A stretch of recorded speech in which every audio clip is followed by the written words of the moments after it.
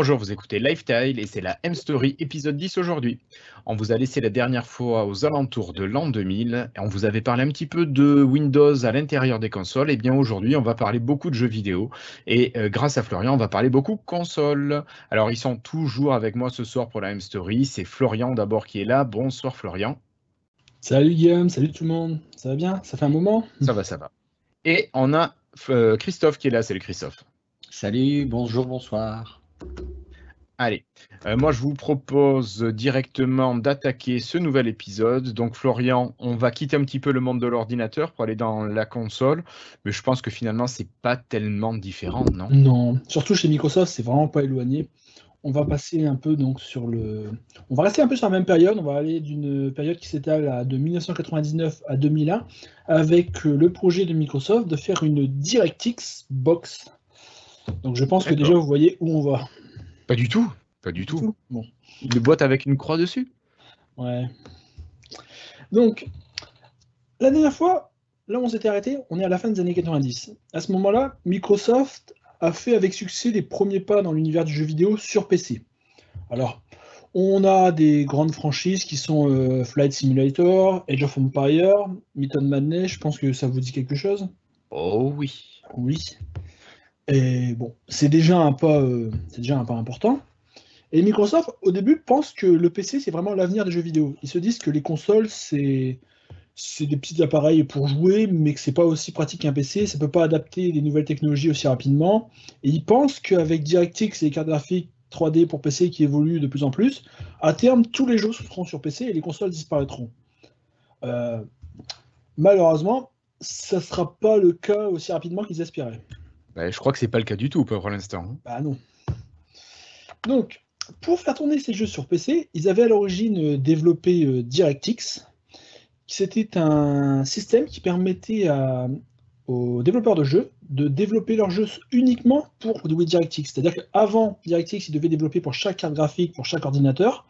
Après DirectX, ils font le développement pour DirectX uniquement, et DirectX fait le lien entre les cartes graphiques et le code du jeu. Un petit rappel sur DirectX, qu'on a déjà cité un peu ça, hein, c'est une collection de fonctions pour les développeurs et particulièrement effectivement pour les jeux, tout ce qui va être multimédia. Donc à l'origine, ces fonctions, elles commençaient par Direct, donc on avait Direct Music, Direct 3D, Direct Sound, Direct Input, etc. Et le X, c'était pour les technologies qui s'étaient intitulées en le X-Act, X-Input, etc. Alors cette API, elle a commencé en 1995 sous le nom de Windows Game SDK, je vous renvoie sur un précédent épisode de M-Story. Et à noter qu'il y avait aussi l'OpenGL qui, lui, cependant, est multiplateforme, pas comme DirectX, quoique. Et il était déjà supporté, l'OpenGL, par Windows NT. Et malheureusement, lui, il nécessitait un matériel très puissant et quelque part onéreux pour les gens qui voulaient ça. Et à noter que sur PC, alors actuellement, votre Windows 10, il est équipé de la version 12 sur Windows 10, c'était la version 11 sur Windows 7. Petite parenthèse, je parlais de DirectX qui n'est pas multiplateforme, hein, c'est que sur Microsoft, pardon. Il y a quand même des petits portages sur Vim, hein, c'est des logiciels d'émulation pour faire tourner des applications Win32 sur Linux, me semble, et puis encore d'autres choses. Oui. Ah, voilà. D'accord. Et donc aujourd'hui, c'est que ça reste quand même, je crois, ce qui est le plus utilisé pour la 3D sur Windows. Je pense que la plupart des gens utilisent plutôt DirectX que OpenGL, si je ne me trompe pas. Ah ouais, c'est devenu un super truc, ouais, tout à fait. Ouais.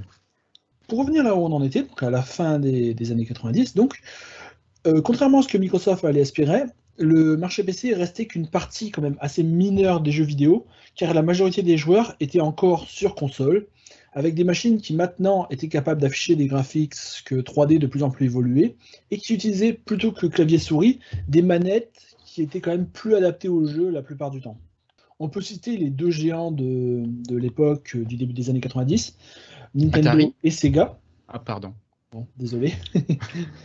Qui étaient les géants donc, de la génération 16 bits. Lors de la génération suivante, il y a un nouvel entrant qui est arrivé, Sony. À l'origine, Sony devait concevoir avec Nintendo un lecteur de CD-ROM pour la SNES, le Nintendo PlayStation qui est montré ici. L'accord est rapidement tombé à l'eau puisque Nintendo voulait pas donner trop de pouvoir à Sony sur son écosystème. Sony a décidé de ne pas lâcher ce qu'ils avaient commencé à faire et de continuer leur PlayStation tout seul. C'est devenu la Sony PlayStation qui est à droite sur la slide. Et donc cette console fut, comme vous le savez, un énorme succès et la plus vendue de cette génération. D'accord. Alors en face, on avait qui en face? On avait la Voilà. Saturn, si je dis pas de bêtises. Voilà. Ben voilà. Ok, très bien. Alors à côté, on avait la console donc, de Nintendo et la console de Sega. Nintendo parvient à se maintenir avec la Nintendo 64, avec quand même beaucoup d'exclusivité, parce que Nintendo a beaucoup de franchises, donc de franchises mères, même Mario, Zelda, F-Zero, Oui. Star Fox. Tout à l'heure, tu disais Atari, Guillaume, mais on est dans une génération déjà au-dessus, là. On a quitté les troisième générations de consoles. Tu vois ce que je veux dire, en fait Non, mais Atari, il a déjà moi, arrêté mes depuis parents longtemps, avaient là. une console Atari où on jouait à Pong dessus. Donc, Oui, là, non, mais là, il y tu es dans avait la 3 jeux. Là, génération c'était les numéro 1. consoles des années 70. Tu es dans les consoles génération 1, là, tu me parles déjà, mais on est déjà au Ouais. moins à la 4e génération, là, je pense. Oh, bah oui, bien sûr. Donc, contrairement à Nintendo, Sega, eux, ils sont vraiment en galère sur cette génération. Leur nouvelle console, la Sega Saturn, est un échec. Et donc, très rapidement, ils décident de développer le remplaçant de la Saturn, leur console encore après. Et c'est à ce moment-là que l'idée naît chez Microsoft de tenter de créer une alliance stratégique avec Sega. D'accord, ils se disent on va profiter de Sega qui se casse la gueule pour aller refourguer notre matériel. Voilà. D'accord. Notre logiciel plutôt à ce moment-là. Alors, la console suivante de Sega, je pense que vous en rappelez également, c'est la Dreamcast. Oh oui. Une belle console. Oui, une belle console. Alors cette console, elle était en avance sur son temps, elle était quand même déjà beaucoup plus proche d'un PC que les consoles précédentes. C'est-à-dire qu'elle avait un processeur, une carte graphique, un modem. Elle était prévue pour se connecter à un service de jeux en ligne, et on était en 1998, donc c'était quand même... Le Xbox Live, par exemple? C'était pas encore ça, mais bon, c'était le Sega, je sais pas quoi, le Sega Live, je sais pas comment ça s'appelait, mais bon, voilà. Des tractations ont lieu entre les deux compagnies en mai 1998, donc Sega et Microsoft, et rapidement ensuite, le partenariat Microsoft-Sega est annoncé afin de faire de la Dreamcast la console de jeux vidéo ultime. Alors, pour cela, Microsoft fournira une version optimisée de Windows CE, avec une version optimisée de DirectX dedans, comme nouveau système d'exploitation de la console de Sega. Ce sera la première fois qu'une console de jeu aura un système d'exploitation aussi évolué. Il faut bien imaginer que les consoles d'avant n'avaient pas vraiment de système d'exploitation, on codait directement en assembleur pour la console en général. Les développeurs pourront donc plus facilement faire des jeux multiplateformes PC et Dreamcast grâce à la compatibilité Win32 et DirectX qui sont dans les deux OS. D'accord. Bon, en pratique, Sega décidera finalement de ne pas faire de Windows CE le système d'exploitation principal de la Dreamcast. Ils développeront en parallèle leur propre OS plus basique, mais plus léger. Et les développeurs auront le choix d'utiliser soit l'OS de Sega, soit l'OS de Microsoft pour faire tourner les jeux Dreamcast. Et donc, au final, ils n'utiliseront pas beaucoup l'OS de Microsoft. Alors en fait, c'est ce qu'on va appeler Pegasus, on en a parlé aussi dans l'autre épisode. Donc c'est le nom de code de Windows CE qui est sorti en fait en version 1 en 99, donc c'était encore un peu frais. Et il y aura 6 versions jusqu'en 2007. Alors c'est Windows Embedded CE 6 qui sera à la base de notre Windows Phone que nous avons connu, et c'était sous le nom Photon. Un petit détail pour Dreamcast, Windows CE, il n'était pas en ROM. C'est-à-dire que si un jeu, c'est-à-dire que par défaut, c'était Sega OS, c'est comme ça qu'il s'appelait. Et si un jeu utilisait, il y en a eu très peu, Windows CE, du coup, il fallait qu'il lance seulement Windows CE après. Bon, d'accord. Mais il y a eu Sega Rally 2, je ne sais pas si vous connaissiez ce jeu. Oui, je connais. Alors le 2, non. Le 2, c'était déjà sur Windows CE, mais il n'y en a pas eu. Il n'y a pas eu beaucoup de jeux, Florian. Non. C'est non. Et ce qui est étonnant, c'est quand on regarde là sur la slide qui est actuellement mise là à l'écran, ils avaient bien mis le logo compatible avec Windows CE sur la console. Alors ils mettaient bien ça en avant quand même, mais c'est vrai qu'ils écrivaient pas que ça tourne avec Windows CE, ils écrivaient que c'est compatible avec. Donc au final, contrairement à ce qui a été pensé pendant le partenariat, ils étaient quand même un peu en. Rapidement, on voit qu'ils ont mis un peu Windows CE en retrait. Comme dit Christophe, s'il devait être sur le CD, tout de suite, c'était plus l'OS natif de la console, donc il y avait moins de monde qui allait s'en servir, forcément. C'est sûr. Bon, après, la Dreamcast a quand même pas eu le succès escompté. Non. Ça a été vraiment la fin de l'époque Sega au niveau matériel. Hein. Bah oui. Voilà. Et finalement, donc, comme on disait, parmi les jeux développés pour la Dreamcast, il n'y en a quasiment aucun qui vont utiliser Windows CE au final. À la mort de la console, il y aura moins de 50 jeux qui utilisent Windows CE. Donc, parmi lesquels, tu l'as dit, donc, Sega Rally, Rainbow Six, Resident Evil et Tomb Raider. Donc, pas des petits jeux quand même, mais il n'y en aura pas beaucoup quand même. Ouais, mais c'était les gros studios peut-être qui pouvaient se permettre de développer pour Windows CE, alors Oui. que les autres avaient peut-être l'habitude de Sega OS. Je sais pas, c'était peut-être la même chose qu'on avait déjà avec J'en sais rien. la Saturn. Enfin Ou bon. bien peut-être que c'est juste plus simple pour eux, enfin je ne sais pas. Mm. J'ai pas les détails. Je ne sais pas combien il y a eu de jeux qui ont existé sur Dreamcast en fait. Il ne doit pas en avoir eu tant que ça parce que c'est allé mort rapidement cette console de mémoire. Hein. Ouais, mais il y en a eu au moins 200. Au moins 200, 205. Mais peut-être c'est beaucoup plus, mais bon. Donc après l'échec de la collaboration avec Sega, il est dit que, mais j'ai pas trouvé de source fiable qui confirme ça à 100%, mais il est dit que Bill Gates a approché le PDG de Sony avant l'annonce officielle de la PS2 pour proposer à Sony d'utiliser comme outil de développement de leur console les outils Microsoft. Un peu la même chose que Sega. D'accord. Mais apparemment, Sony aurait refusé, refusant de donner autant de contrôle sur la machine à Microsoft. On peut imaginer qu'ils avaient un petit peu en mémoire l'histoire d'IBM. Hein, c'était Microsoft qui faisait le software pour l'IBM PC, et c'est un peu mal fini pour IBM derrière, donc ils se sont peut-être dit que c'était peut-être pas un bon plan de faire la même chose pour leur console. Pire, lors de l'annonce officielle de la console en mars 99, Sony annonce que la PS2, c'est pas vraiment une console, c'est un ordinateur multimédia qui va réinventer le jeu vidéo. Rien que ça. Donc, il se dit que chez Microsoft, ils pensent que c'est ils prennent ça un peu comme une annonce de guerre. Parce que c'est plus une console, c'est quelque chose qui va réinventer ça devient un PC multimédia, et donc ils viennent marcher sur leur plate-bande. Ils se disent qu'à terme, peut-être que les PC vont disparaître, c'est la guerre. Et bien pour contenir la menace, Bill Gates annonce que ses équipes vont se lancer également dans le jeu vidéo avec une réponse à la PS2. D'accord. Et vous voyez où on voit encore une fois. C'est une machine que j'ai eue. Bah oui. Alors, l'idée de base des équipes de Microsoft est d'utiliser la technologie DirectX pour créer donc une console concurrente à la PS2. L'un des membres de l'équipe, qui a déjà travaillé avec DirectX, veut fabriquer en fait un PC customisé et peu cher qui fera tourner les jeux. Alors, le nom de code de ce PC, de ce projet, c'est Midway, en référence à la première victoire des Américains pendant la Seconde Guerre mondiale contre les Japonais. Alors, ce nom de code, il a rapidement été un peu mis de côté parce qu'on s'est dit que c'était peut-être pas de très bon goût de faire une référence à la Seconde Guerre mondiale là-dessus. Pour que le PC soit utilisable comme console, il faudra bien évidemment le modifier. Par exemple, à l'époque, un PC moderne, je sais pas si un PC des années 90, je ne sais pas si vous vous en rappelez, mais c'était assez long à démarrer. Qui démarrait sous le poste, avec tous les démarrages type MS-DOS, puis ensuite tu avais Windows qui chargeait. Ça prenait bien 2-3 minutes. Oui, quand ça marchait bien. Oui, voilà. Alors, vous imaginez bien, pour une console, c'est un petit peu moins acceptable. Tout à fait. Donc, il va falloir modifier un peu le fonctionnement du PC pour qu'il démarre beaucoup plus vite. Mais l'équipe pense qu'ils vont être capables de le faire et construire un prototype qui va ravier Bill Gates. Alors, pour les aider, ils invitent l'équipe hardware de Microsoft, qui à l'époque commercialise déjà des claviers, des souris, des joysticks, pour les rejoindre sur le projet. D'accord. Alors, je vois bien le lien avec les joysticks, mais je vois pas en quoi l'équipe qui gère le clavier, la souris, va avoir un intérêt direct avec la console. Alors, c'est la même. Hein.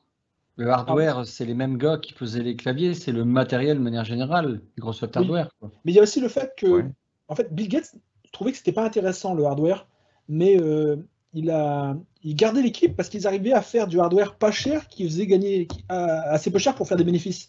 Et donc, les intégrer au projet, c'est intégrer des gens qui savent peut-être quels composants acheter pour que la machine, finalement, soit assez peu coûteuse en coût de fabrication et que Microsoft puisse se faire de l'argent sur sa console. D'accord. Donc, à l'époque, Microsoft vient également d'acheter l'entreprise WebTV pour 425 millions de dollars. Alors, cette compagnie a fabriqué des boîtiers TV, des boîtiers connectés pour télévision bon, un peu l'ancêtre des box TV, un peu l'ancêtre des box TV modernes. Et il y a Craig Mundie, la personne proche de Bill Gates qui s'était occupé de l'acquisition de Web TV, qui souhaite que le projet que l'équipe soit intégrée dans le projet de console de jeu. Ça avait du sens. Oui, c'était assez logique. Alors, est-ce qu'on sait si à l'époque, ils avaient prévu d'intégrer cette équipe dans le sens multimédia ou c'était juste par rapport aux jeux vidéo? Je pense que c'était juste par rapport aux jeux vidéo, mais on peut peut-être s'imaginer qu'ils avaient pensé des fonctionnalités supplémentaires pour la console. Je sais pas trop, j'ai pas vraiment la visu là-dessus. Ouais, parce que Pour de moi, il me mémoire, semble la que- première Xbox avait la possibilité de lire les DVD si tu rajoutes un petit module supplémentaire. C'était pas une télécommande Et, que tu avais acheté? Ouais, enfin, je sais plus, mais il fallait Quelque rajouter chose un comme truc. ça. Alors, c'est peut-être avec la télécommande. Non, mais je pense que ça avait du sens, Guillaume. Finalement, je pense que Bill Gates avait toujours dit un ordinateur chez tout le monde. Et là, finalement, on imagine bien que Microsoft voulait le multimédia, un peu comme Sony était en train. L'annonce de Sony était très révélateur et ça a tilté à Bill Gates, j'ai l'impression, puisque Microsoft, ils avaient déjà avec Hotmail et tout. C'était facile de s'imaginer un centre multimédia. Tu vois, Oui. Ah, mais donc ça avait je du vois tout sens, à le fait. En Web fait, TV. tu parles de la Xbox One, toi. Oui, mais même à l'époque, je pense que c'était déjà c'était une utopie peut-être pour eux, Oui, mais oui, Oui, oui. c'était C'est la vrai, ça avait du vision sens, Web future TV. de ce que ça allait devenir. Ouais. On en parlera dans les épisodes suivants, mais il y a eu un forum 2000 au début des années 2000 où Microsoft vraiment imaginait que le PC soit un peu le centre multimédia de la maison et que tu aies ton petit appareil qui fait de la musique, que ton petit appareil sur la télé et que tout ça soit connecté. C'était comme ça qu'ils imaginaient le futur. Ils faisaient déjà des vidéos un peu comme ils font encore aujourd'hui où ils imaginent la technologie dans 10 ans. Vous voyez lesquelles je veux dire? Oui. Oui, bien sûr. Et ils imaginaient déjà des choses comme ça. Je pense que ça s'intégrait bien dans le projet, évidemment. D'accord. Donc, alors, le premier problème qui vient rapidement après l'intégration de l'équipe Web TV dans le projet Xbox, c'est que la plupart des gens qui travaillent chez Web TV, en fait, ils venaient d'une autre compagnie avant qui s'appelait 3DO, qui était une compagnie de jeux vidéo qui avait fait leur console. Je ne sais pas si vous connaissez la 3DO. Le nom me dit quelque chose, mais j'arrive pas à remettre du tout. Et Enfin, Christophe bref, non plus. c'est une petite console. Hein. Bon, Mais donc, ces gens-là, évidemment, ils se disent qu'ils préféraient faire une vraie console plutôt qu'un PC customisé. Ouais. Et cependant, la team chez Microsoft, qui est maintenant nommée la team DirectX Box, parce que c'est la boîte Oui. DirectX. Donc le Direct finira par partir, on ne sait pas trop quand, mais pour l'instant c'est la DirectX Box. Elle est pas là. L'équipe Microsoft n'est pas d'accord. Ils pensent que le PC est mieux, on peut facilement mettre à jour le PC chaque année, que ce soit au niveau hardware ou software, tout est mieux qu'une console. Les pièces coûtent peu cher, l'architecture est connue, c'est du x86, on sait comment programmer dessus, on a des outils existants qui ont été faits pour Windows. Ok. Évidemment, tout de suite, donc quand il y a un gros clash comme ça, il faut bien que quelqu'un tranche. Et chez Microsoft, celui qui tranche, C'est Bill Gates, quoi. C'est Bill Gates. Et donc, en mai 99, chacune des deux équipes va amener sa vision du projet chez Bill Gates. Et ils vont devoir un peu défendre leur beurre et pour qu'ils décident qui va avoir raison. Alors, l'équipe Web TV propose une sorte de console améliorée à $300 qui tournera sous Windows CE avec du hardware vraiment low cost. $300 de fabrication ou $300 à la revente? Je ne sais pas, mais je pense que c'est à la vente parce que $300 c'est vraiment le prix qu'on essaye de. Je crois que c'était le prix annoncé par Sony, par la PS2. Je crois. D'accord. Donc, Christophe, tu voulais dire quelque chose? Non, je disais, elle coûte autant, voilà combien elle coûte. Mais je pense que si c'est des coûts d'achat. Donc il y a l'équipe Xbox de son côté qui propose un PC simplifié avec disque dur qui permettra de tirer parti de la puissance graphique de la console. Le disque dur montera considérablement le coût de la console, mais l'équipe pense que ça en vaut la chandelle. Le disque dur rendra également beaucoup plus facile de jouer online avec la console. De plus, s'il y a un disque dur, on pourra convertir beaucoup plus facilement un jeu Windows vers la Xbox et inversement, car on aura vraiment une architecture PC avec DirectX et Win32. D'accord. Ce qui est assez logique. Et qu'est-ce qu'il choisit, notre ami Bill Gates, finalement? Ah il n'a pas encore choisi à ce moment-là. On lui dit que la réunion a duré très longtemps. Et on lui dit que la Xbox sera compatible avec Windows, le vrai Windows, et c'est vraiment ce qu'il a envie d'entendre. De l'autre côté, Windows CE, il supporte une version un peu bidouillée basique de DirectX, et c'est pas au niveau. D'accord. En fait, les mecs qui savaient comment parler à Bill Gates, Il suffisait de mettre le mot Windows. C'est comme maintenant, si tu veux présenter une bonne console de jeu, tu mets le mot Azure. Ouais, Oui, ou c'est cloud à la rigueur. C'est C'est exactement exactement ça, en fait. Oui, c'est Voilà. Chacun exactement son bébé, quoi. C'est ça, chacun son dada. C'est exactement là. En plus, c'est vrai, c'est exactement comme ça qu'ils ont gagné pour ça. De l'autre côté, la team de Web TV va marquer quelques points en pointant du doigt le fait qu'un PC simplifié, ça va coûter beaucoup plus cher que les $300 de leur console. C'est vrai. Mais la team Xbox aura le dernier mot en disant que là, on a le choix entre une machine que les gens achèteront car elle n'est pas chère et une machine que les gens achèteront parce qu'elle est géniale. Oh, c'est ça. Ah ouais. Ça, Il y avait de la répartie là derrière. Ouais. J'aurais aimé que cette réunion soit filmée. Ça aurait été quand même bien à voir, mais bon. Putain, j'aurais aimé des petites souris dans le bureau de Bill. C'est ça. Alors, de plus, pour concevoir la machine de Web TV, il faudra partir de zéro, faire des composants customisés, créer des puces vraiment spécifiques, les développer et les faire construire. Tandis que pour faire le PC Xbox, on achète les composants comme n'importe quel PC, on les assemble et puis c'est fait. Et derrière, on pourra mettre à jour facilement. C'est ça, c'est vraiment l'architecture PC ordinaire, quoi. Et donc, finalement, Bill Gates choisira Windows. Forcément, c'était son bébé. Oui, plutôt que Windows CE. Parce qu'en plus, il a un appareil Windows CE comme tous les gens chez Microsoft à l'époque. Et il sait bien que les jeux qu'il y a dessus, c'est un peu pourri, c'est pas génial, c'est pas évolué. Et donc, voilà. Et en plus, Windows CE, il n'était pas encore très très performant. Il aura fallu attendre la version. Il y a une grosse modification de Windows CE. Je vais peut-être dire une petite bêtise, mais je suis bon entre la 4 ou la 5. La 4 qui supportait seulement le multimédia. Donc là, on est à l'époque là en 2000. Mais c'était pas encore performant, quoi. Et le dernier Windows CE, le 6, bon, lui était déjà un peu mieux, mais c'était déjà entre guillemets has-been, quoi. Donc il a fait un super choix finalement. Après, il faut bien voir qu'à l'époque, en plus, ça tournait sur des petits processeurs mobiles qui ne devaient pas être très performants par rapport au PC. Mais Windows CE était capable de tourner même sur ARM et sur tout, l'avantage aussi. Oui, mais bon, ils voulaient faire un truc à $300. Je pense que le processeur n'aurait pas été à voir. Non, t'en avais pour ton argent. Ouais. Oui. Bon. Et si nous continuons, Florian, alors qu'est-ce qui se passe pour cette Xbox? Elle sort quand et comment ça marche? Pour l'instant, ils ont décidé de faire une console. Une console, c'est bien, mais des jeux, c'est mieux pour une console, parce que la console toute seule... C'est pas faux. Voilà. Donc la team Xbox va passer les prochains mois à tenter de convaincre les éditeurs de jeux de développer pour Xbox.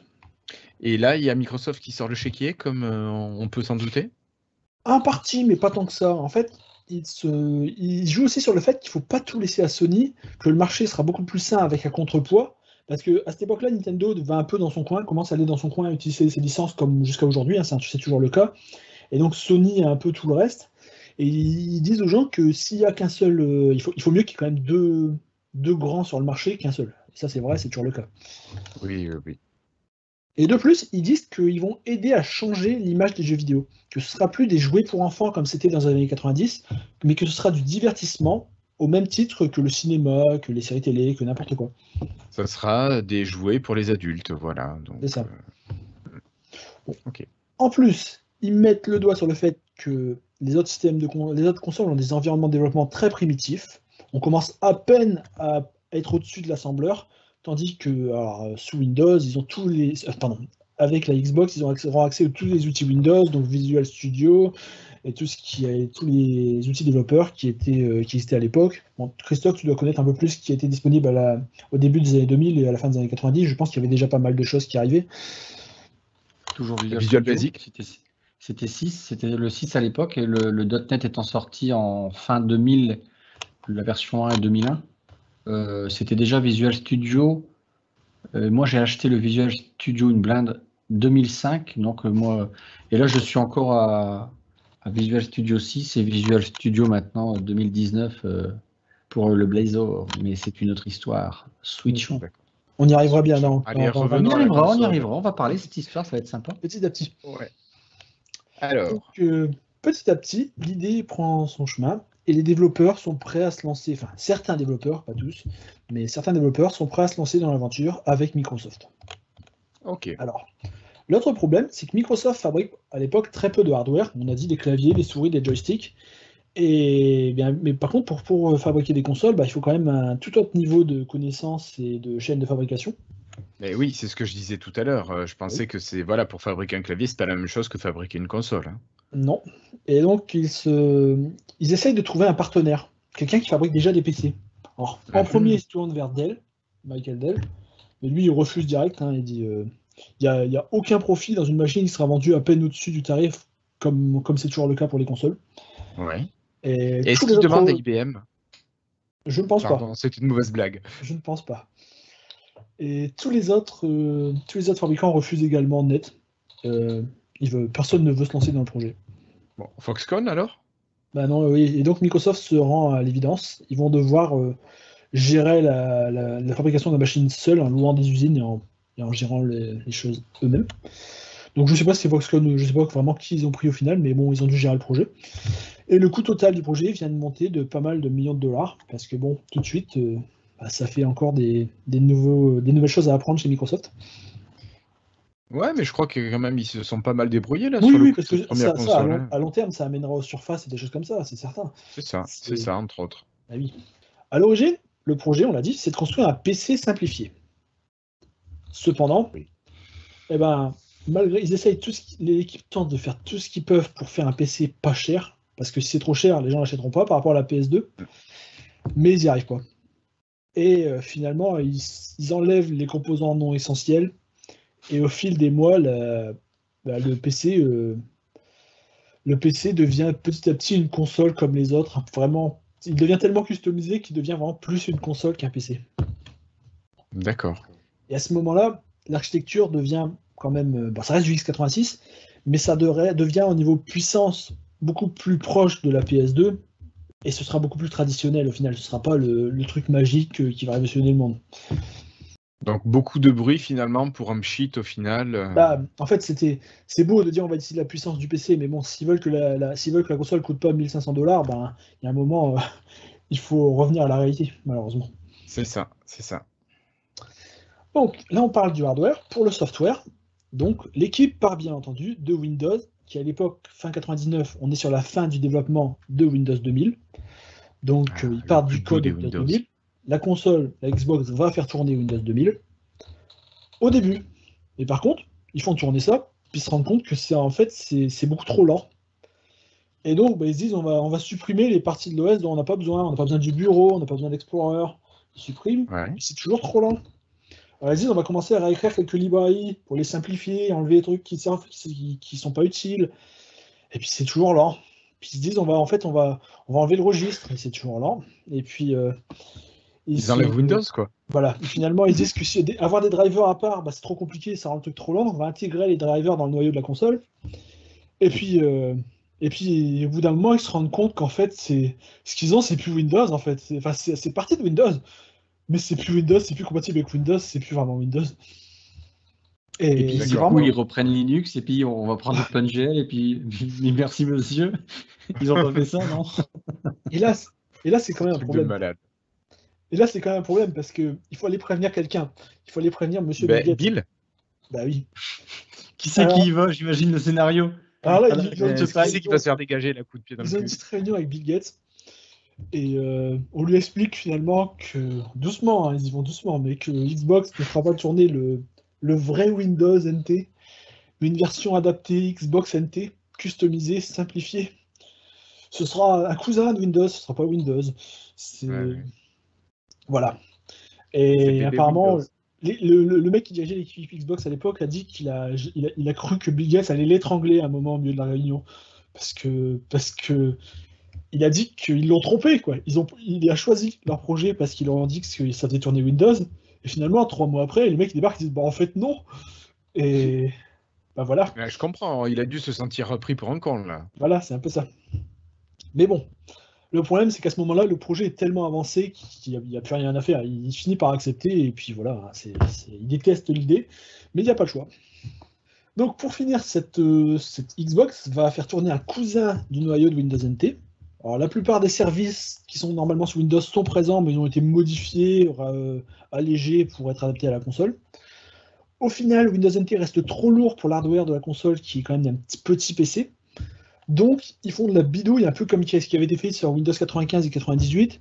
Les premières versions de Xbox OS vont utiliser MS-DOS. C'est-à-dire qu'il y a MS-DOS qui va être lancé en 16 bits sur la console comme système d'amorçage. Ils vont lancer MS-DOS 7.1. Et MS-DOS va s'occuper de lancer Xbox NT, qui va prendre le contrôle de la machine petit à petit. C'est exactement ce que Windows 95 faisait, on en avait parlé il y a pas mal d'épisodes, c'est le même concept. Donc c'est de la bidouille, mais ça me fait rire d'imaginer que les Xbox ont lancé MS-DOS à un moment. C'est quand même assez... Ouais.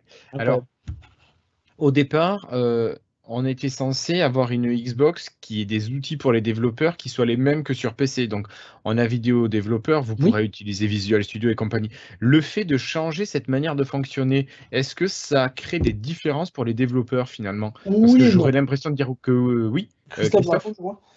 Non, je dis non, parce qu'ils avaient les outils Visual Studio déjà pour la Xbox, il me semble, j'en suis sûr à 90%. Ce qui a changé, c'est que ce qui a été promis à Bill Gates à l'origine, c'est qu'on aurait un binaire unique, quasiment. On ferait le développement pour Windows, le jeu tournerait sur Xbox. De fait, c'est plus le cas. Pas besoin de faire un portage. Voilà, de fait, c'est plus le cas. Mais là-dedans, ça reste un cousin de Windows, ça fait tourner Windows 32, ça fait tourner DirectX, donc tu peux reprendre une bonne partie du code, mais il faut l'adapter. Il a juste fallu attendre 20 ans pour que ce soit quasiment ça. Pardon ?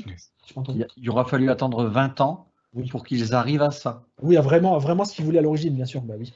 Vous voyez un peu le splash screen de Xbox OS? Oui, ça me rappelle des choses. J'ai jamais eu cette première version.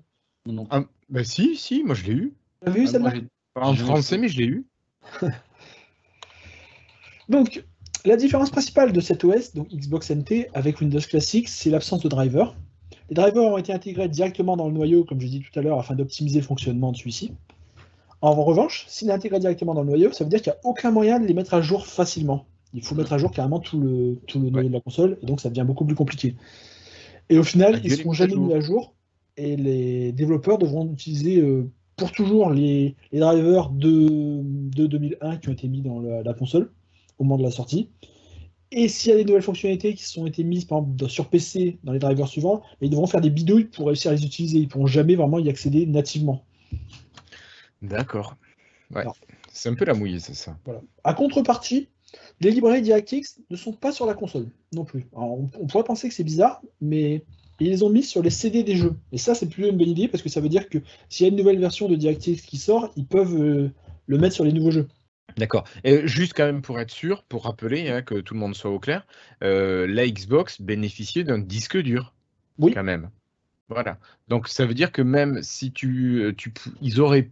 on aurait pu imaginer que lorsque tu mets ton CD avec le nouveau DirectX, il le copie sur le disque dur pour que tu puisses en bénéficier sur ta machine. Après, je ne sais pas s'il y avait un intérêt au niveau développement. Je pense qu'il n'y avait pas s'il l'aurait fait, je pense. Sauf, il y a un intérêt à ça, ou est-ce que le fait de le recharger sur le CD, tu gagnais juste quelques secondes. D'accord. Mais si un jeu, après normalement il y avait la rétrocompatibilité, mais c'était même pas sûr, ils en savaient rien. Encore, c'est la première. Non, mais pardon. Non, mais entre DirectX. Mais c'était même pas sûr, c'était un pari sur l'avenir. C'était pas évident parce que imagine que boum, j'ai mon jeu qui est en DirectX, je sais pas moi, 7, le 8 vient de sortir, je mets un nouveau jeu 8, hop, il mettrait à jour sur le disque dur. Mais est-ce que ton jeu en 7 du coup aurait pu c'était même pas sûr, non, ça aurait été dangereux de faire ça. Ouais, d'accord, je comprends. Comme ça, tu gardes toujours la version sur le disque, la bonne. Donc, la console finale commence à prendre forme, mais ils essaient toujours de gagner des coups ici ou là. Donc, l'idée de base, c'était d'ajouter un modem à la console, un modem 56K à l'époque, parce qu'on était à la fin des années 90, début 2000. Mais c'est assez coûteux, un modem 56K. Et ils décidaient de le remplacer par un port Ethernet à la place, qui est beaucoup moins coûteux. D'accord. Et finalement, ce choix fut vraiment le bon parce que 2-3 ans après, tout le monde s'est mis à avoir des modems routeurs où on branchait des câbles Ethernet et donc c'était beaucoup plus simple de brancher la console en Ethernet que si on avait un modem. Et finalement, ils ont fait bon pari. Moi, je suis pas d'accord avec toi. Pardon ? Ah non, tu parles de quelle année? 2003-2004? Tout le monde. Attends, en 2001, on avait pas déjà un modem. En 2005, Moi, j'ai eu la DSL en 2000. En 2000, j'avais la Remanta de chez Orange, là. Elle avait deux ports, qui était en USB, donc il fallait que je fasse rentrer Internet en USB sur mon PC, il fallait que j'ai une carte réseau sur mon PC pour faire ressortir sur un switch, pour ensuite repartir sur une console. C'était pas, je veux dire, ça commençait à coûter pépette, déjà il m'avait coûté 1000 balles à l'époque. Mais même que tu aurais eu un autre modem, Tu aurais mis surprise. Un modem 56K me serait pas revenu aussi cher. Non, mais ça coûtait une blinde, là, déjà, les modems. Ah ben, pas les 56K, les 56K en carte, Mais- en carte interne, c'était pas. Mais là, on parlait du prix de revient pour Microsoft. Hein. Oui, bien sûr. Pour Microsoft, ça coûtait moins cher de mettre un port Ethernet qu'un modem. Ah, putain, Oui. carrément. Mais je parlais de l'utilisation après pour Mais les gens. il faut Bon, bien se rappeler que la mais- Xbox est sortie en 2001. Moi, je sais que c'est en 2003 que j'ai eu mon. C'était la 9 box ici. Et tu sais, il y avait des ports Ethernet dessus. Donc, c'est pas si déconnant que ça au niveau temps. Non, Ouais, non, ouais. c'était- Non. La Xbox, ça durait jusqu'en 2005. Donc, ça fait que là, dans mon cas, pendant 3 ans, je pouvais utiliser le port Ethernet si je l'avais. J'avais pas la console, mais si je l'avais eu. Donc, D'accord. et après, on doit aussi parler des autres pays. Je ne sais pas du tout à quelle vitesse ça a été fait, parce que nous, on parle de la France, où tout le monde a eu la raie verte d'Orange pendant 2-3 ans. Là. Ouais, Mais- j'avais le modem ECI aussi. J'ai eu les deux. Ah, Mais aussi je ne sais Télécom, moi aussi. Pour les autres pays, peut-être que l'adoption était différente, mais bon, de fait, sur le long terme, c'était un bon choix. Parce que, je veux dire, Oui. imagine qu'on arrive en 2004, la Xbox 360 n'était toujours pas disponible. À ce moment-là, la plupart des gens avaient leur routeur. Ils avaient plus, le modem 56K ne servait plus à rien et on n'avait plus aucun moyen de connecter la console s'il n'y avait pas de port Ethernet. Ouais. Enfin, moi, je l'ai eu encore après ma box internet, mais Bon. je comprends après ce que tu veux dire. Ça pouvait pas être pour tout le monde en même temps, c'est ça c'est la difficulté de faire des bons Effectivement. choix au niveau technologique. Ouais. On revient donc au disque dur. L'équipe hésite à l'origine, parce que le disque dur, ça monte vraiment beaucoup le prix de la console, je crois de plus de $50, quelque chose comme ça. Et beaucoup poussent pour l'enlever, mais les membres principaux de l'équipe se disent que non, si on enlève le disque dur, on perd vraiment beaucoup trop et il restera. Il y aura un autre petit débat par rapport à l'alimentation qui fait vraiment grossir la taille de la console et les gens se disent qu'ils ne pourront plus le mettre dans le map TV, des choses comme ça. Et donc finalement, il a décidé de sortir l'alimentation de la console pour la mettre à l'extérieur. Ce qui sera aussi utilisé pour la 360, je ne sais pas si vous vous en rappelez, on avait des gros blocs d'alimentation énormes. Et sur la première Xbox One aussi. Ah oui, la première aussi? Je ne savais pas ça. Oui. La Kinect aussi. Petite Et moyenne la de- Kinect aussi. Oui, non, mais Hmm. C'est un monstre. Donc, alors par contre, tout n'est pas rose parce qu'évidemment, faire une console comme ça, qui est proche d'un PC, ça va quand même coûter relativement cher, même s'ils essayent de gagner de l'argent ici ou là. Alors, lors d'une grande réunion fin 99, l'équipe annonce à Bill Gates que ils donnent leur projection à Bill Gates. Au mieux, si tout va bien, ils vont perdre à peu près 900 millions de dollars au début. Et d'ici 7-8 ans, ils pourront rentrer dans leurs frais et commencer à gagner de l'argent. D'accord. Voilà. Bon. Quand même, ouais, c'est un sacré pari. Hein. Ils Ça, n'avaient c'était pas le peur bon à l'époque. C'était le bon côté des choses. Parce que la suite, Ouais. Donc, Ouais. par contre, si Sony fait une console peu chère et qu'ils sont obligés de diminuer leur prix, bah, ils vont sûrement perdre beaucoup de milliards et ils rentreront plus jamais dans leurs frais. Mais alors là- l'image de marque, le prestige de la marque, bon sang. Et alors là, Bill Gates se dit, mais en fait, qu'est-ce qu'on fait? Pourquoi on fait ça? Pourquoi on veut entrer dans le marché des jeux vidéo? On a besoin de quel est rentrer le con là-dedans? qui a eu cette idée-là, quoi. Ouais, c'est ça. On a dépensé des millions et vous me dites qu'on va encore perdre 8 milliards. Est-ce qu'il faudrait tout annuler? Non, ça serait mieux. Non, Oula. Et donc, il y a beaucoup de réunions au fil des prochains mois. Florian, il n'y a pas un monsieur là chez Microsoft qui aimait jouer. Moi, il y a quelqu'un que je sens assez. Enfin, chez qui je sens assez l'âme ludique, c'est Steve Ballmer, non? Bah oui, on va y arriver. On y arrive. Il n'est pas joueur, lui, quand même. Et donc, il y a plusieurs réunions sur les 2 prochains mois. Et donc, en février, d'ailleurs, le jour de la Saint-Valentin en 2000, ils ont une réunion qui dure jusqu'à pas d'heure, très tard le soir, ce qui a provoqué pas mal de problèmes dans pas mal de couples, apparemment. Et ils ont pris la décision finale, c'est-à-dire que le projet continue. Et Steve Ballmer a été important là-dedans parce qu'il a dit qu'ils se sont lancés, ils essayent d'entrer dans le jeu vidéo et qu'il faut prendre une décision, il faut qu'on soutienne l'équipe Xbox jusqu'au bout. Quoi qu'il arrive, on les lâche pas jusqu'à ce que Xbox arrive à fonctionner et fasse une place sur le marché. D'accord. Bon, Monsieur Ballmer était là. Merci Steve. Voilà. Alors, bon, on est en train de fabriquer une console PC. Maintenant, il faut choisir la puce graphique. À l'époque, il y a Nvidia qui est pas un nouvel arrivant, mais qui est quand même pas aussi, qui est quand même assez challenger. Il y avait 3DFX qui était beaucoup plus présent sur le marché. Oui, c'était les premières vraies cartes graphiques à destination du grand public avec les voodoo. Voilà. Nvidia est Et puis, il y intéressée. avait ATI. Oui, c'est ça. Donc Nvidia est intéressée, mais le tarif d'Nvidia est beaucoup trop cher pour Microsoft. Alors, je ne sais pas combien c'était, mais pour eux, c'est trop cher. Et l'équipe TV, Web TV, donc là, je vous ai mis rapidement une petite photo pour montrer un peu à quoi est-ce qu'ils faisaient. J'aurais dû la mettre plus tôt, ça aurait été plus clair, mais le petit boîtier Web TV qui avait été Ouais, racheté. ouais. C'est pas grave, voilà, vous voyez plus voir ça. Donc Oui, l'équipe on voit TV, ça. qui a longtemps été écartée du projet, revient et propose d'utiliser un de leurs chipsets graphiques customisés qu'ils fabriqueront avec un partenaire, Gigapixel, et dont les droits appartiendraient à Microsoft après la fabrication. On peut se demander que faisait l'équipe TV entre-temps, du coup? Ils foutaient plus rien? Bah, je crois qu'ils essayaient de faire justement, tu sais, on voit ce qu'on voit là sur la slide, des petites D'accord. box customisées qui allaient se connecter, enregistrer les programmes, tu vois, machin chouette. Ils aimaient Ouais, bien mis un clavier apparemment. Je sais pas trop ce qu'ils faisaient exactement, mais ouais, c'est tombé à l'eau, quoi. ouais, à mon avis, Ça fait plouf. on en parle plus, donc je pense que ça va pas durer bien longtemps. Non. Donc Microsoft est assez réceptif à l'idée, puisque utiliser une puce graphique dont les droits leur appartiendraient, à terme, ça leur donnera beaucoup plus de contrôle et ils pourraient même recouper leur investissement, qui serait de 25 millions pour le développement quand même, c'est pas rien, en vendant la puce Gigapixel à d'autres compagnies après coup. Ouais, ouais. Et donc, voilà, ils se sentent pousser des ailes, ils appellent Nvidia, ils disent qu'ils se débrouilleront tout seuls, ils n'ont vraiment pas besoin d'eux, et ils les trollent en disant que si vous aviez fait un tarif moins cher, on vous aurait pris, mais maintenant le contrat vous passe sous le nez, et puis tant pis pour vous. Tralala l'air.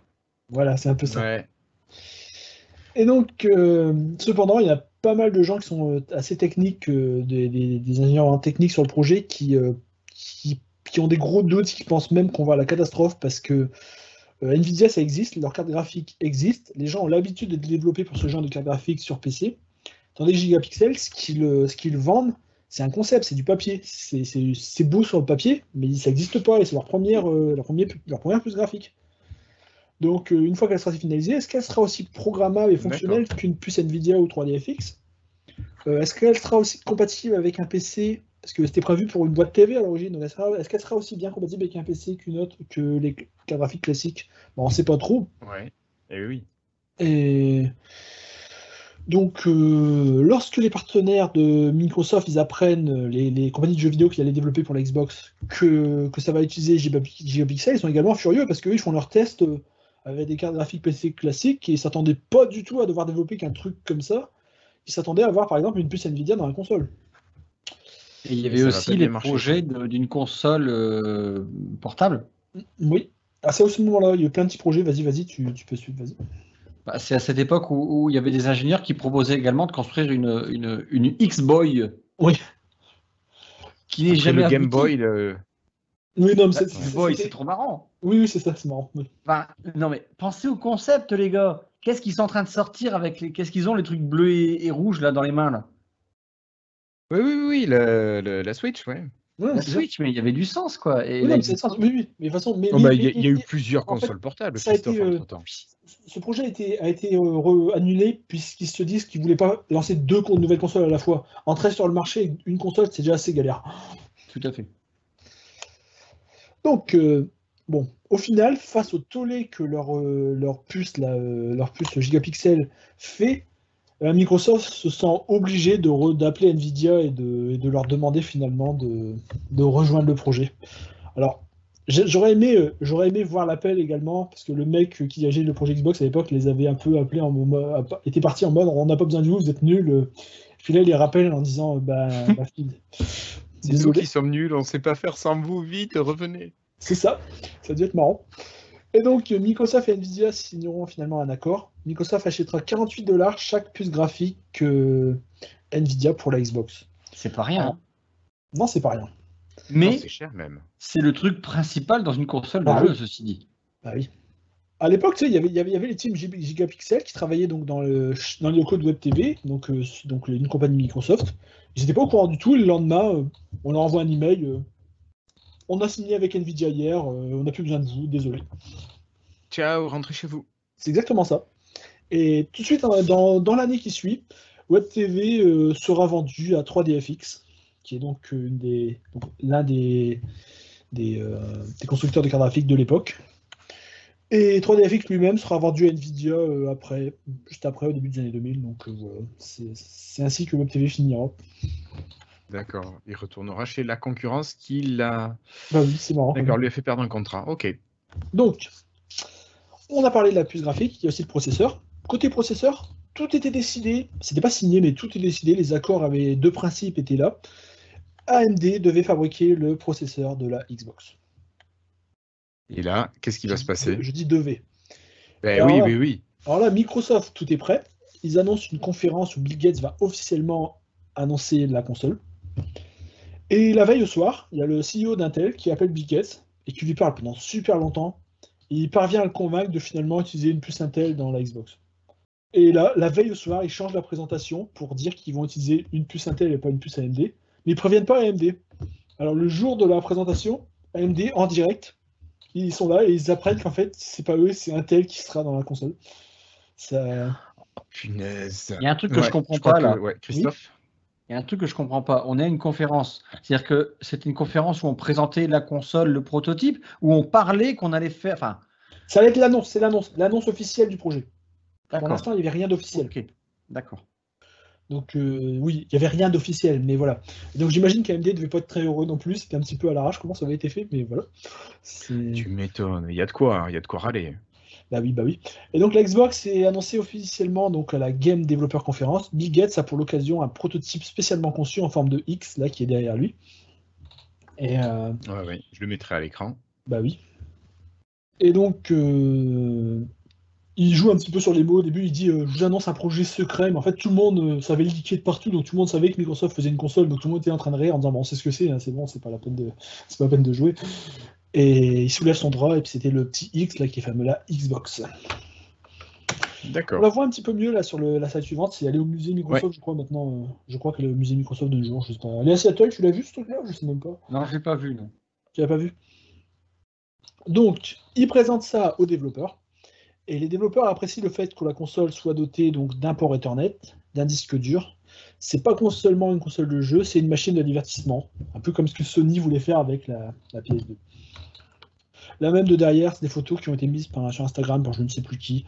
On voit que c'est un peu bizarre avec pas mal de ports. On voit le ventilateur qui déborde. Bon, de derrière, ça fait un peu moins beau, hein. Mais Oui, bon, oui. c'était un prototype. Il n'y a jamais été question que la console ressemble à ça, hein. C'était un truc créé juste pour la conférence, hein. Oui, Ouais, mais ça ils ont se pris deux comprend. tours de PC qu'ils ont emboîté, quoi. C'est ça. Et j'aimerais Au bien. forceps. En fait, moi, ce que j'ai envie là, c'est de l'ouvrir et de voir comment ils ont fait tenir qu'est-ce qu'ils ont mis à l'intérieur, comment ils ont fait tenir leur truc. De la colle. Ça doit être spécial. De la glu. Ça tient à la Enfin, glu. donc Visual Studio sera utilisé pour développer les jeux pour Xbox. Et Microsoft rajoute des spécialités inédites comme PIX, un outil qui va permettre de mettre les jeux en pause en temps réel avec Visual Studio et de voir l'état de la console, l'état de la machine, les mémoires de la mémoire en réel. C'est-à-dire que tu veux savoir ce qui se passe à un temps, tu mets le jeu en pause et là tu vois exactement ce qu'il en est dans ton code, l'état de ton code, l'état de toute ta mémoire. Et c'est une fonction qui est très utile pour les développeurs, comme Christophe, j'imagine, va pouvoir nous le dire. Parce que ça existe toujours, hein. Enfin, ça existe toujours. C'est dans Visual Studio, ça, maintenant. Ouais. Depuis pas mal de temps, ceci dit. En fait, c'est le mode debug, quoi. Oui, Attends, apparemment, c'est la première fois qu'une console pouvait faire ça. Ouais, d'accord. Donc, des dizaines de jeux sont prévus pour le lancement de la console, mais il y en a un parmi eux qui changera tout. Age of Empires? Bah non, pas vraiment.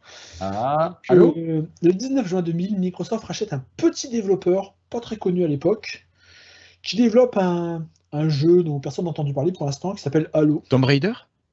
Halo. Et Bungie, pour la petite information, c'était un développeur Mac. Et donc Mac uniquement. Et donc Halo, bah, c'était un jeu prévu pour Mac à l'origine, hein, comme voilà. Ah, la misère. Et le jour du rachat, Microsoft va recevoir un appel furieux de Steve Jobs, comme quoi ils viennent de lui voler son plus grand développeur de jeux et que ça se fait pas, quoi. Ah bon, il travaillait il faisait des jeux pour un Mac? Ouais. Ah merde, ah bah, si j'avais su. Je croyais que Mac c'était que pour travailler, que c'est pas pour jouer. Bim et bim. Pardon. Non, c'est gratuit en plus. Et donc maintenant, Halo va devoir être. C'était un jeu pour PC, enfin pour Mac, pour ordinateur, pardon, désolé, pour ordinateur. Et donc, il doit être adapté pour console. Et donc, ils vont passer les prochains mois à passer le fonctionnement du jeu d'un clavier à la manette Xbox. Et donc, ils vont développer au passage un système d'aide à la visée pour compenser le manque de précision d'un stick. D'accord, ouais. On n'a pas une full Et release c'était sur- la première fois qu'on avait les jeux. Non, c'était pas la Non. première fois qu'on avait des jeux Un de des ce premiers genre. qui a fait vraiment ça, c'est GoldenEye sur Nintendo 64, où ils ont vraiment commencé à essayer d'avoir des aides à la visée pour compenser le fait qu'on n'est pas bon en FPS sur console. D'accord. Je crois que c'est le premier. Si vous en avez un autre, vous dites-le moi. Mais je pense que Non, ça me dit rien après sur Master System ou. il n'y avait pas de FPS 3D là-dessus. Ben non, non, justement, ça me dit C'est rien. pour ça que je pense que c'était GoldenEye, mais à voir. D'accord. Donc, voilà, Master Chief, hein, vous connaissez, je pense. Oui, qui est disponible sur le Game Pass Ultimate, si vous voulez Si vous y voulez jouer. rejouer. Nous ne sommes pas sponsorisés. Malheureusement. Donc, le développement de la PS2 avait commencé avant le développement de la Xbox, et donc Sony sort sa PS2 aux États-Unis en octobre 2000, donc bien avant que la Xbox soit finalisée, ce qui évidemment leur donne de l'avance, car ils peuvent commencer à vendre des consoles rapidement. Et des jeux. Oui, il y a des jeux, bien sûr. La sortie de la PS2, elle signe la mort finale de la Dreamcast, parce que jusque-là, la Dreamcast est seule sur le marché de cette génération, et donc elle tenait encore. Mais avec la sortie de la PS2, c'est terminé, et Sega décide de se retirer définitivement du marché des consoles de salon pour devenir un éditeur de logiciels. C'est ça. Cependant, à l'époque, le chairman de Sega, qui s'appelait Isao Okawa, il l'avait mauvaise un peu de tout laisser à Sony qui les a tués. Et donc, en apprenant l'existence du projet Xbox, il rend visite à Bill Gates plusieurs fois et il lui propose de vendre les ex-divisions hardware de Sega pour les intégrer à Microsoft et au projet Xbox. Alors, il propose un prix très attractif apparemment, mais en échange, il veut que Microsoft ajoute une compatibilité à la Xbox avec les jeux Dreamcast. C'est-à-dire qu'on doit pouvoir mettre un disque Dreamcast dans la console et ça doit fonctionner. Ça permettrait aux joueurs Sega de migrer un peu naturellement vers la Xbox, mais également à maintenir à flot la Dreamcast un an de plus. Parce que si les joueurs savent que leurs jeux continueront d'exister sur Xbox, ils vont peut-être continuer à l'acheter, plutôt que parce que c'est une console mourante. Ouais. Mais ça n'a pas été fait, ça, si? Non, les négociations avanceront assez loin, mais ça tombera à l'eau pour quelque chose d'assez dommage. C'est que Sega exige que Microsoft maintienne également les services online de la Dreamcast. C'est-à-dire qu'un jeu online, Phantasy Star Online, par exemple, c'est un jeu Dreamcast, un célèbre online, si on devait mettre le disque sur Xbox, ils voulaient que Microsoft ait maintenu tous les services online de la Dreamcast également. Ouais. Et ça, à l'époque, l'Xbox Live n'est pas arrivé directement avec la Xbox, ça fait un moment quand même pour que ça arrive, et Microsoft n'a pas envie de financer les services web de Sega, et c'est ça qui fera que les négociations tomberont à l'eau. D'accord. C'est un peu dommage, je trouve. L'histoire a pu être assez différente, c'est intéressant quand même. Ouais, mais est-ce que la Xbox aurait réussi à marcher comme elle a marché Je ne sais pas. en étant la roue de secours de Sega? Ou est-ce qu'elle aurait récupéré la mauvaise, l'image un peu dégradée de Sega? C'est une bonne question, après c'est difficile de savoir. Ouais, bon. Mais après, peut-être qu'ils auraient récupéré par exemple des exclus comme Sonic, des choses comme ça. Ça aurait pu aider. Peut-être. Je ne sais pas. Après, c'est très difficile d'imaginer une histoire alternative comme ça. Mais donc Sega quitte le marché des consoles de salon pour devenir un simple éditeur de jeux vidéo. Ils feront des jeux sur Xbox comme tout le monde, mais également chez Nintendo, sur GameCube et ailleurs. Voilà. D'accord. Donc par contre, l'un des principaux exécutifs de Sega America, qui s'appelle Peter Moore, il finira par rejoindre Microsoft en 2003, on en parlera plus tard, et deviendra assez célèbre dans la division Xbox. Je ne sais pas si vous vous souvenez du nom. Non, ça ne me dit rien. C'était celui qui dirigeait une grande partie des opérations à l'époque de la 360, mais on en parlera dans un prochain épisode. D'accord, mais pas de problème. Alors, là, ce que je vais vous montrer très rapidement, c'est des petits prototypes de la manette Xbox. Et là, c'est plutôt vidéo, donc voilà un des premiers prototypes. Ils essayaient de faire des choses assez intéressantes. Vous voyez que c'est assez loin de ce qu'on a eu au final. Et ça ressemble à la manette de chez Nintendo, non? Ou de Sega? Voilà, c'est exactement à ça que je veux vous amener. Regardez le deuxième prototype derrière. Voilà, bon, c'est toujours des trucs assez intéressants, des formes un peu bizarres. Ouais. C'est le troisième, et le quatrième, et le cinquième. Et ce que je vous fais remarquer, c'est qu'il y a toujours un petit écran sur la sur la manette, et il y a toujours à côté la petite carte mémoire avec un écran qui se branche dans la manette. Vous le voyez à sa gauche? Oui, oui. Et ça, évidemment, si on regarde la manette de la Dreamcast, franchement, c'est... C'est du copier-coller. Et je me demande, alors je n'ai pas d'informations officielles parce que j'ai trouvé aucune information qui fait le lien, mais je me demande si comme les négociations avec Sega étaient en parallèle en train d'être faites et que ça avait avancé quand même pas mal, est-ce qu'ils n'étaient pas en train de partir de la manette Dreamcast pour essayer de faire la manette Xbox à l'origine? Peut-être. Ça me donne l'impression parce que ça ressemble quand même pas mal hein, sur le principe. Même Ouais. le petit VMU, là, surtout le petit VMU, la carte mémoire qui se branche sur la manette, ça c'est identique. C'est Oui, assez c'est intéressant. totalement le même type d'outil, ouais. Bah oui. Mais bon, au final, les négociations tomberont à l'eau et la manette finale de la Xbox ressemblera à ça. Donc, ça, c'est la première. Après, voilà. elle a changé, elle n'est pas restée Elle comme ça. a changé, mais 2-3 ans plus tard, on en parlera plus tard dans un prochain C'est épisode. ça, c'est ça. Moi, j'ai pas eu celle-là, j'ai eu celle d'après. Voilà. Et celle-ci, elle a été beaucoup critiquée pour être trop grosse et difficile à tenir en main. Et avec les boutons difficilement accessibles, par exemple les boutons au noir et blanc tout en haut, beaucoup de monde disait que c'était impossible de les atteindre avec le pouce. C'était pas facile. Voilà. Bon. La version finale de la Xbox sera présentée au CES 2001, donc Consumer Electronics Show, puis à l'E3 par la suite. Le 3 qui a été annulé, non? Non, pas en 2001. Non, pardon, je parle de Aujourd'hui, 2020. oui. Donc là, la présentation de la console, ça a été un désastre. J'ai cherché la vidéo, je ne l'ai pas trouvée malheureusement. Peut-être que Microsoft l'a fait effacer du web. Mais donc, ils présentent la Xbox, ils appuient sur le bouton pour l'allumer et elle démarre pas la console. Bah oui, elle démarre pas. Et donc plus tard, ils essayent de lancer des démos techniques qui tournent avec des PC en arrière-plan. Ouais. Et elle plante dès qu'elle se lance aussi également. C'est fou ça. Voilà. Ce fut un désastre total. À côté, Sony a son show pour la PS2, où il présente Gran Turismo 3, Metal Gear Solid 2, Final Fantasy X. Sur le coup, Microsoft fait pas le poids. Et beaucoup de monde pense que la Xbox est morte au nez, ça va être un désastre. Eh ben, tu m'étonnes. Quand ça commence comme ça. Bah oui. Microsoft va passer les mois suivants à tenter de faire oublier la présentation ratée. Entre deux, en plus, il y aura pas mal de soucis politiques parce qu'il y a le 11 septembre 2001 qui arrive à ce moment-là, donc bon, ça aide pas non plus l'ambiance. Ouais. Et pas mal de monde se dit que peut-être que c'est pas le moment de lancer une nouvelle console, les gens sont peut-être pas chauds juste après un désastre comme ça pour acheter immédiatement. D'autres disent que finalement, oui, c'est le moment parce que les gens ont envie de penser à autre chose. Bon, il y a eu pas mal de débats. Mais le lancement. Mais c'est celle-là que j'ai eue. Oui, le lancement a lieu finalement. Ah, j'ai pas mis la bonne, j'ai mis la deuxième, ouais, j'ai pas fait attention. Bon. Mais c'est pas grave, c'est très bien. Donc voilà, ça permet de la montrer. Donc la Xbox sera finalement lancée à New York pour 299$ en novembre 2001. La première machine est vendue par Bill Gates en personne à minuit à un jeune, Edward Cookman, qui attendait depuis 12 heures devant le magasin. Donc, voilà. C'est fou. Voilà. Ce fut un succès modeste. C'est pas un échec, c'est pas un grand succès. En 2002, 1 an, 8 mois après, Microsoft a vendu 1,5 milliard de consoles en Amérique du Nord. C'est assez pour s'installer définitivement, ils sont là. Combien tu dis de consoles? 1,5 million, pardon, j'ai dit milliard, désolé. Ah oui, parce que j'ai cru que tu avais dit milliards. J'ai dit milliard, je me suis planté. 1,5 million de consoles en Amérique du Nord, assez pour s'installer. L'icône de la console, un peu comme on avait Mario chez Nintendo, on avait Sonic chez Sega, chez Microsoft, c'est Halo et Master Chief. Ça devient un peu l'icône de la console, c'est un succès planétaire.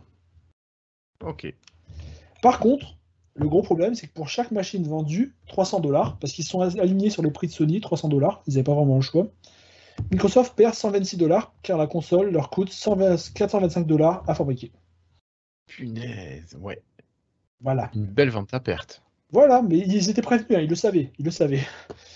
Mais jamais Microsoft ne gagnera un sou avec la première génération de la Xbox. Et Sony, ayant lancé leur console de plus d'1 an plus tôt, ils ont une avance énorme sur le marché et Microsoft ne pourra jamais les rattraper non plus. Ils se battront pour la deuxième place avec Nintendo qui a lancé sa GameCube. Il faudra vraiment attendre la génération suivante de consoles pour que Microsoft puisse passer à la vitesse supérieure et rattraper son retard. Tu disais que la PS c'était quand même une grosse console et en fait on notera que la PS2, je ne sais pas si c'est ou si ça a été la plus vendue au monde de toutes les consoles de jeux de génération avancée. Elle a été vendue à travers le monde à 157,68 millions d'exemplaires, comparé à, je vais arrondir, 25 millions d'exemplaires pour la première Xbox 86 millions d'exemplaires pour la Xbox 360 et 46 millions pour la Xbox One. Alors, je reviens sur le premier chiffre, j'arrondis au-dessus, 160 millions en 2000. Enfin, jusque maintenant, quoi, les derniers chiffres qu'il y a eu sur la PS2. Vous imaginez quand même, c'est énorme. Ouais, un succès de dingue. Et alors, je ne sais pas si tu en parleras à la suite, mais tu n'en as pas abordé, c'était de Microsoft Studio. Finalement, dès la sortie, juste un an après, en 2002, Microsoft, il a créé Xbox Game Studio. En fait, il était important au niveau parallèle de créer ses propres jeux. Et donc, ils ont investi énormément. Ils ont racheté des développeurs, des entreprises qui ne travaillaient à l'époque exclusivement en 2002 pour Sega, Nintendo, etc. Et l'évolution, en fait… Oui, Rare. C'est vrai. Le fameux, celui qui faisait Donkey Kong Country pour Nintendo, tout ça, ils ont racheté, j'avais oublié ça. Rare, tout à fait. Et donc, en fait, en 2002, c'était Microsoft Game Studio. En 2011, il y a eu Microsoft Studio, le nom. Et maintenant, en 2019, donc tout récent, c'est la Xbox Game Studio. Et c'était déjà à l'époque Phil Spencer, Phil Harrison et Larry Hirb, exactement. Mais ça représente quand même cette entité de Microsoft, 1200 personnes. Donc, c'est quelque chose d'énorme, maintenant, le Xbox Game Studio. Oui, c'est vrai. Donc ça, Xbox Game Studio, Christophe, c'est vraiment les développeurs qui font les jeux. C'est bien ça, c'est pas du tout le côté technique de la machine. Ah bah c'est la partie, c'est Ubisoft de chez Microsoft. Oui, c'est oui, c'est donc l'éditeur de jeux. Oui, c'est vrai que j'ai pas parlé, j'ai pas pensé à. Enfin, je vais oublier, il y a beaucoup de choses à trouver dans l'histoire. Mais je suis là, mais ne t'inquiète pas, mon ami. C'est vrai, c'est très ultime. Oui, c'est bien ça. Et on pourra en parler, je pense, dans le prochain épisode qui parlera d'Xbox, ce sera pas celui juste après. Je pense que le prochain épisode, on va développer cette partie-là qui mérite une. C'est ça. Parce que elle a 18 ans d'existence quand même. Hein. Enfin, pour l'instant, c'est pas fini, bien sûr, évidemment. Ce sera pas tout de suite, parce qu'il y a pas mal d'autres choses qui se passent chez Microsoft. On en parlera, je pense, quand on reviendra sur la Xbox, quand ils arrivent sur la 360 dans quelques années. Mais entre deux, on va repasser un petit peu plus sur plus de Windows dans le prochain épisode. Avec la sortie de Windows 2000, on a déjà un petit peu abordé le sujet, un peu comment un peu, au moment de Windows 2000, ce qui était NT devient vraiment Windows. Ça devient Windows pour de bon. D'accord. Ok, merci beaucoup Florian. Merci Christophe pour toutes ces informations supplémentaires que tu as pu apporter ce soir. En attendant, je vous remercie, vous, de nous avoir suivis pour cet épisode 10 de la M-Story. N'hésitez pas à faire vos retours, vos remarques dans les commentaires de la vidéo. Donc là, ça se passe en dessous. Là, vous écrivez là. N'hésitez pas non plus à partager la vidéo pour qu'il y ait plus de gens qui soient au courant de ces informations, de cette histoire de Microsoft. Christophe, encore merci. Florian, merci à toi encore. Et puis, on se donne rendez-vous bientôt pour l'épisode 11. Donc, on parlera plutôt, tu disais, de Windows NT qui devient le Windows unique de Microsoft. Voilà. Merci à tous. Ciao. Salut.